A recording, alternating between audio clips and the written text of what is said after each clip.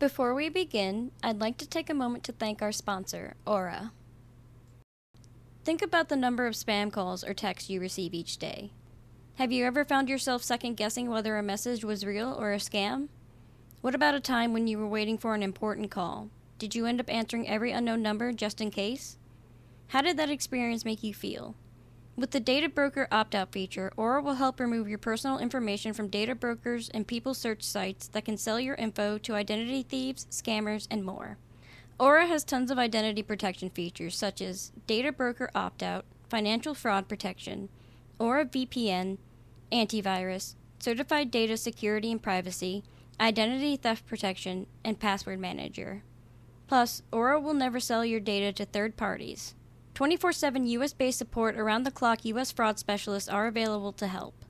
I personally love the antivirus and password manager. As someone who forgets their passwords often, Aura makes it easy to store and access your online passwords securely and conveniently across apps. I get this all in one app at one affordable price. I'm not leaving myself and my family vulnerable to data breaches and brokers, and if you don't want to either, you can go to aura.com/KrystlynCrime to try a 2 weeks free trial. That will be enough time for Aura to find out if any of your personal data is exposed. Thanks again to Aura for sponsoring this video.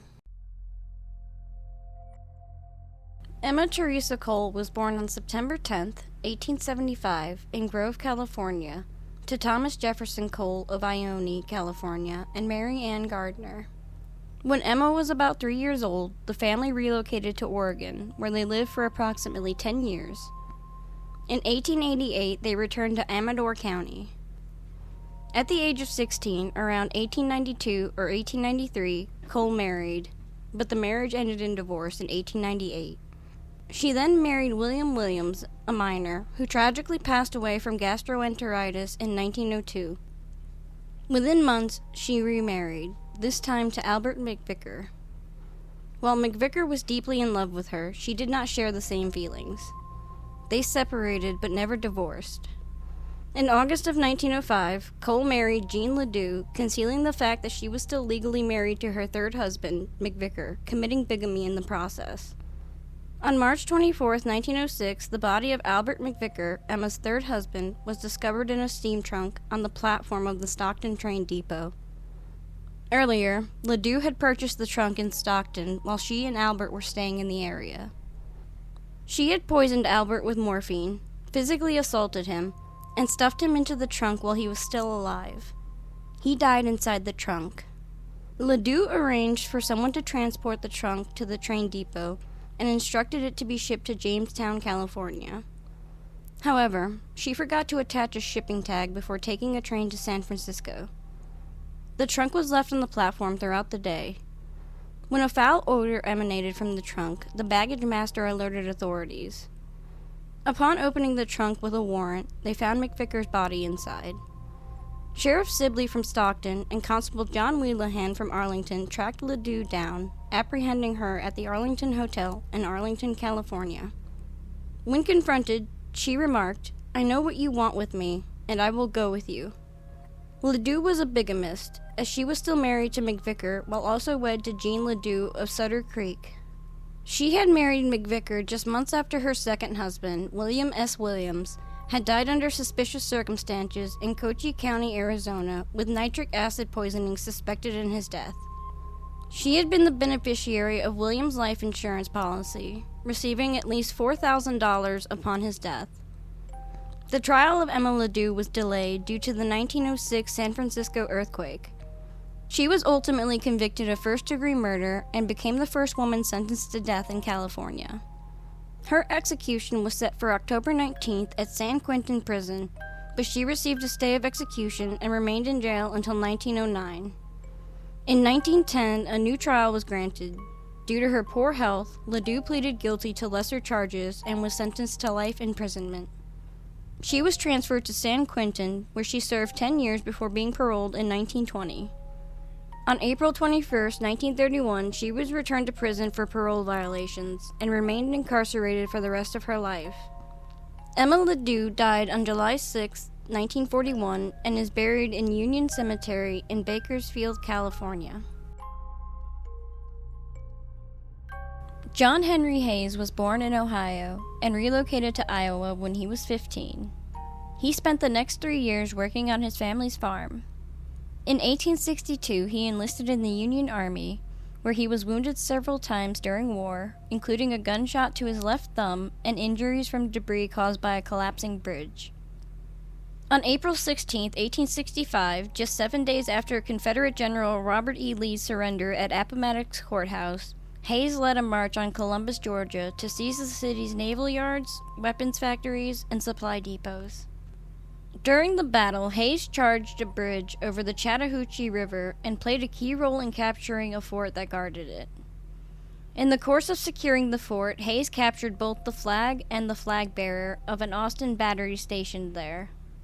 For his courageous act, he was awarded the Medal of Honor. After the Civil War, Hayes returned to his family's farm, but left in 1868 to open a blacksmith shop in Greenfield, Iowa. In 1888, he relocated to Troy, Idaho, where he established a new blacksmith shop, which was eventually destroyed by fire. Following the loss of his shop, Hayes turned to prospecting and found some success in silver mining.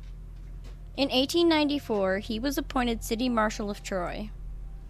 On January 27, 1904, Hayes attempted to arrest Payne Sly, a notorious local criminal, for domestic disturbance. During the confrontation, Sly fatally shot Hayes. Despite being severely wounded, Hayes managed to return fire, injuring Sly. Sly was eventually convicted of second-degree murder and sentenced to life in prison. Andrew Haswell Green was born on October 6, 1820, in Worcester, Massachusetts, as one of 11 siblings. In 1835, he relocated to New York City, where 2 of his sisters operated a school for young girls. One of his brothers, Samuel Fisk Green, served as a medical missionary with the American Ceylon Mission in Sri Lanka. Green initially worked in the mercantile trade and formed a friendship with a local merchant who later employed him to manage a sugar refining plantation in Trinidad. During his year-long stay there, Green maintained a daily diary documenting his activities and reflections.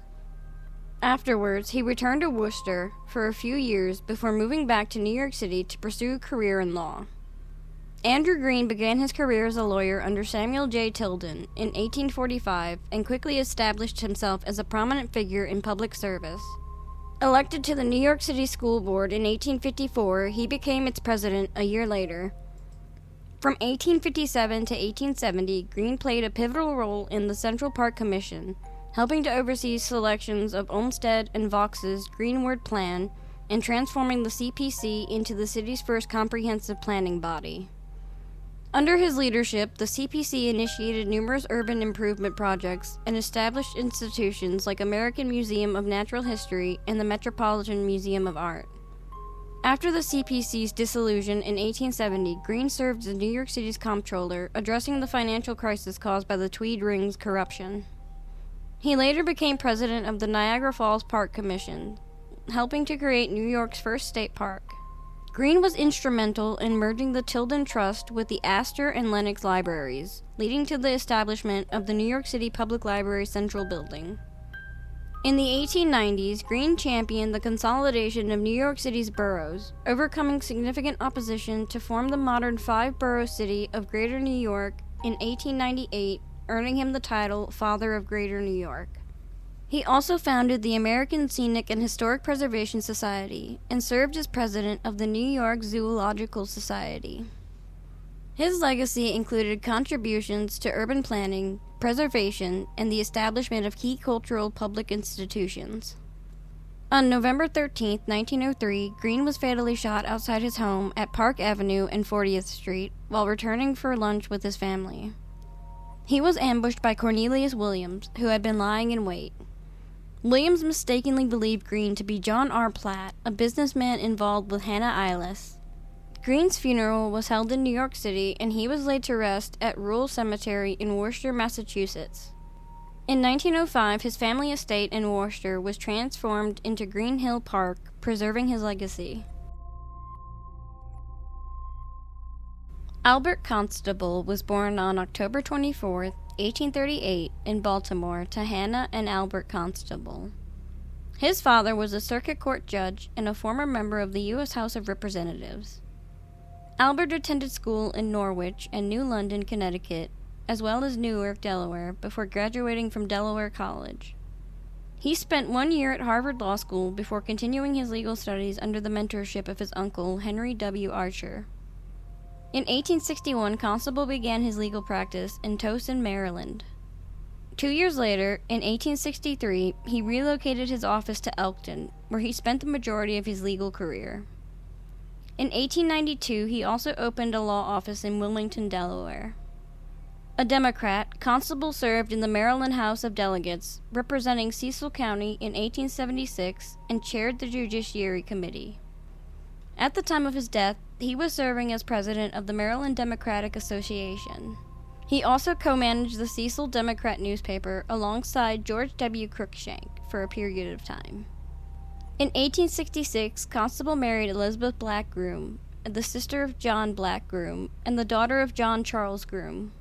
Together, they had 9 children: Albert, John Groom, Henry Littleton, Reginald, William Pepper, Arlene, Catherine, Mary, and Alice. On August 18, 1904, Constable was robbed and shot on the road at Gray's Hill near Elkton. He was shot 3 times, once near his right eye and twice in his back. He succumbed to his injuries several days later, on August 22nd, at Maryland General Hospital in Baltimore after suffering damage to his spinal cord and lungs.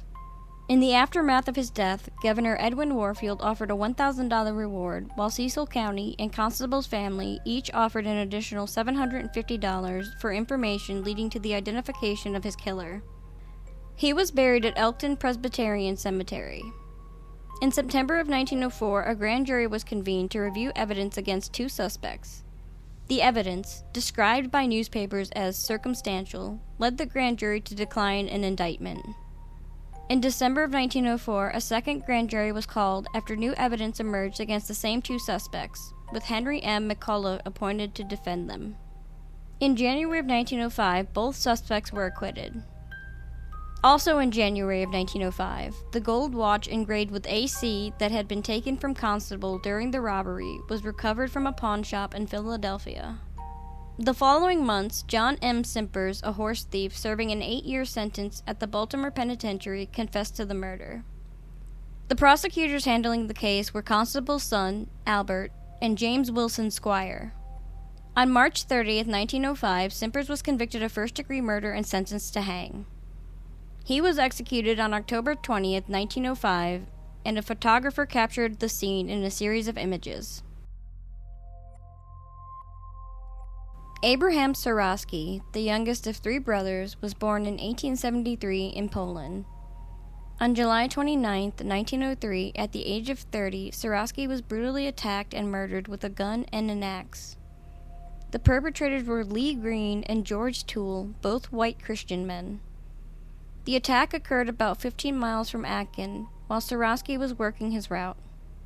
According to reports, Lee Green assaulted Surasky as he was helping Green's wife, Dora, carry goods from her wagon into the house. Surasky's body, bearing multiple gunshot wounds and 2 axe strikes to the head, was abandoned in his buggy in the woods. An African-American teenage girl named Mary Drayton, whom the Greens had hired, was tasked to clean up the evidence of the crime. Another individual was allegedly hired to dispose of Surasky's body. In a sworn affidavit, Drayton revealed that Lee Green harbored a long-standing hatred for Jewish peddlers. Just 3 weeks earlier, Green had reportedly attempted to murder another Jewish peddler named Levy.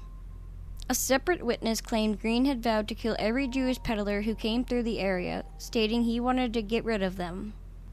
During the trial, Dora Green testified that Surasky had tried to sexually assault her, and her husband had acted to defend her honor. However, Drayton alleged the story was fabricated by the Greens after the murder. Despite the evidence, the court acquitted Lee Green of Surasky's murder. Years later, Lee Green was convicted of murdering another individual. Surasky was laid to rest in an unmarked grave at Magnolia Cemetery in Augusta, Georgia. He left behind 2 daughters, Dorothy and Mildred, who were raised by their uncle Sam Surasky and his wife Mary. 90 years after his tragic murder, in 1993, a tombstone was placed at his grave.